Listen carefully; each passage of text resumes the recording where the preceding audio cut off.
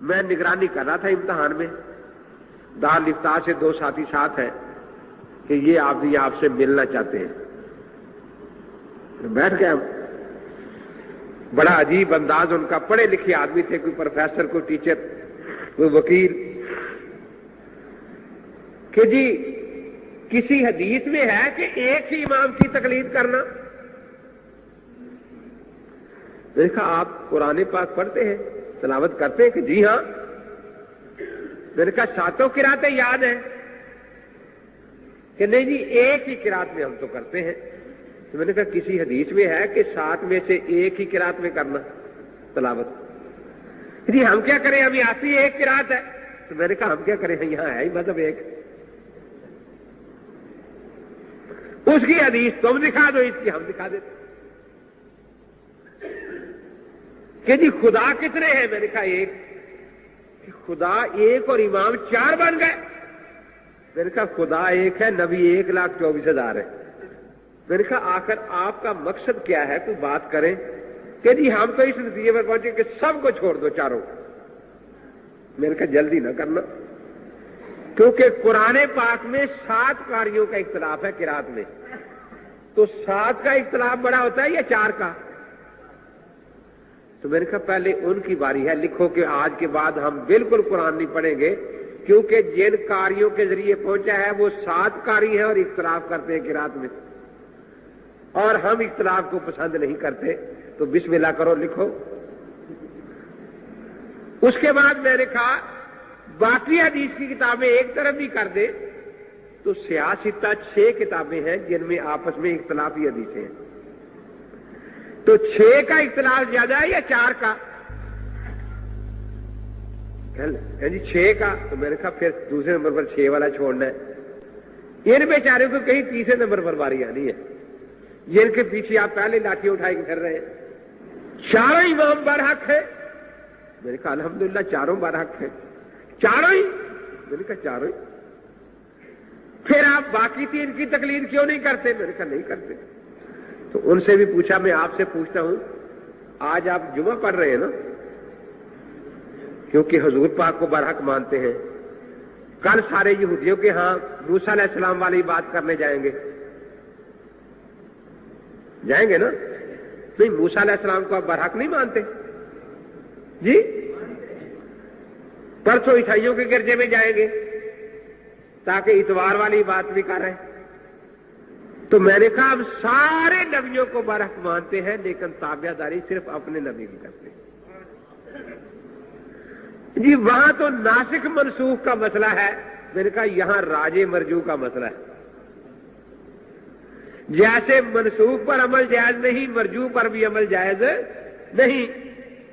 हम उन नबियों को बरहक मानते हैं, लेकिन उनकी शरीयतों के बाद मसाइल को मनसूख कहते हैं। हम इन आइमा को बरहक मानते हैं, लेकिन बाद मसाइल को मरजू कहते हैं।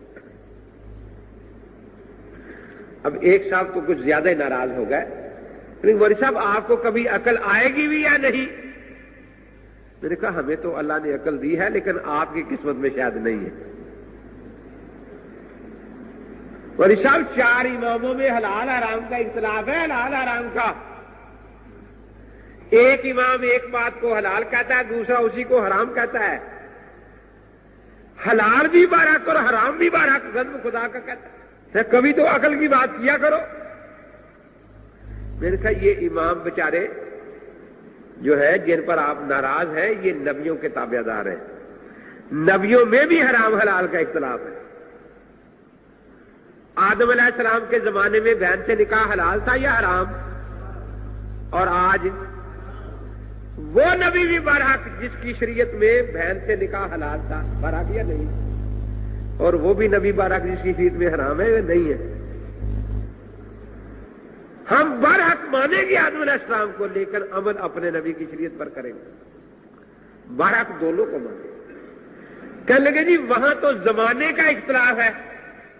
میں نے کہا یہاں علاقوں کا اختلاف ہے، شافی سری لنکا میں ہے، حنفی پاکستان میں ہے۔ وہاں زمانوں کا اختلاف ہے نا، یہاں علاقوں کا اختلاف ہے۔ شافی اپنے ملک میں ہے، حنبلی اپنے ملک میں ہے، مالکی اپنے ملک میں ہے، حنفی اپنے ملک میں ہے۔ تو یہاں علاقوں کا اختلاف ہے۔ اس کو ذرا مثال سے اور سمجھ لیں۔ کئی سالوں سے آپ دیکھ رہے ہیں کہ سعودیہ میں عید ہوتی ہے، پاکستان میں روزہ ہوتا ہے۔ یہ ہو رہا ہے یا نہیں ہو رہا؟ عید کے دن روزہ رکھنا حلال ہے یا حرام؟ اور رمضان میں عید پڑھنا حرام ہے نا؟ لیکن ان کی عید صحیح یا غلط؟ ہمارا روزہ صحیح یا غلط؟ صحیح نا؟ کیونکہ مسئلہ یہ ہے کہ چاند ثابت ہو جائے تو عید، نہ ثابت ہو تو روزہ۔ وہاں تواتر کے ساتھ چاند ثابت ہو گیا، یہاں نہیں ہوا۔ وہ سارے عید پڑھ رہے ہیں، ان کی عید بالکل درست ہے۔ یہاں سب کا روزہ ہے، ہمارا روزہ بھی سب کا درست ہے۔ وہاں عید درست ہے، یہاں روزہ درست ہے۔ ہاں فتنہ اچھا نہیں کہ 4 آدمی لاٹیاں لے کے آ جائے، توڑو روزے، آج مکہ عید ہے، یا 4 آدمی وہاں لاٹیاں لے کے پھرے، نہیں پڑھنے دیں گے عید۔ پاکستان بڑا اسلامی ملک ہے، وہاں روزہ ہے، تو یہ فتنہ ہے۔ جیسے وہاں عید ان کا مذہب ہے اور بالکل برحق، یہاں روزہ ہمارا مسلک ہے بالکل برحق۔ کہنے لگے اچھا جب چاروں امام برحق ہیں تو اگر 3 امام ایک طرف ہو اور ایک طرف ہو تو پھر کس کی ماننی چاہیے؟ میں نے کہا ایک کی۔ کیوں جی؟ زیادہ کی ماننی چاہیے؟ اچھا انبیاء علیہ السلام کم و بیش 1,24,000 ہے نا۔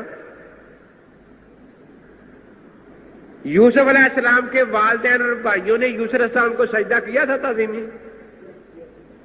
قرآن میں آتا ہے نا تعظیمی سجدہ کیا تھا۔ اور مفسرین نے اس آیت کے نیچے لکھا ہے کہ حضور پاک صلی اللہ علیہ وسلم سے پہلے سارے نبیوں کی شریعت میں تعظیمی سجدہ جائز تھا۔ اب ایک طرف ہمارے نبی پاک ہیں اکیلے کے سجدہ تعظیمی حرام، ایک طرف 1,23,999 نبی ہیں جن کی شریعتوں میں سجدہ تعظیمی حلال اور جائز ہے۔ تو آپ تو 3 کی طرف جاتے ہیں، یا تو 1,23,999 ہے، تو آپ ادھر جائیں گے؟ کہتے نہیں جی ہمیں کیا ضرورت ہے، ہم تو ایک ہی کی مانیں گے۔ تو میں نے کہا ہم بھی ایک ہی کی مانتے ہیں۔ اب آخر میں مجھے کہنے لگے کہ مولوی صاحب اچھا یہ سمجھائیں مجھے ہمیں کہ دین مکے مدینے میں آیا تھا یا کوفے میں؟ میں نے کہا مکے مدینے میں۔ کہ پھر مکے مدینے والے امام کو ماننا چاہیے، کوفے والے کو ماننا چاہیے؟ میں نے کہا آپ کا دل کیا کہتا ہے؟ مکے مدینے والے کو ماننا چاہیے؟ اچھا آپ کو پتا ہے کہ جھوٹ بولنا ہر شریعت میں گناہ ہے؟ کہ بالکل ہم نے جھوٹ بولا۔ میں نے کہا بہت بڑا، کیا جھوٹ بولا؟ میں نے کہا قرآن مکے مدینے میں آیا، 7 قاریوں میں مکی قاری بھی تھا، مدنی قاری بھی تھا، بصری قاری بھی تھا۔ تم تو سارے قاری اعظم کوفی کی قرات پر قرآن پڑھ رہے ہو، تو تم سے بڑا کوفی کون ہے بھائی کہ قرآن نازل مکے مدینے میں ہو اور تم مکی قاری کی قرات چھوڑ کر، مدنی قاری کی قرات چھوڑ کر کوفی قاری کی قرات پر قرآن پڑھو؟ اب مجھے کہتے ہیں کہ جی بات یہ ہے کہ کوفہ والوں نے قرآن خود تو نہیں بنایا تھا نا،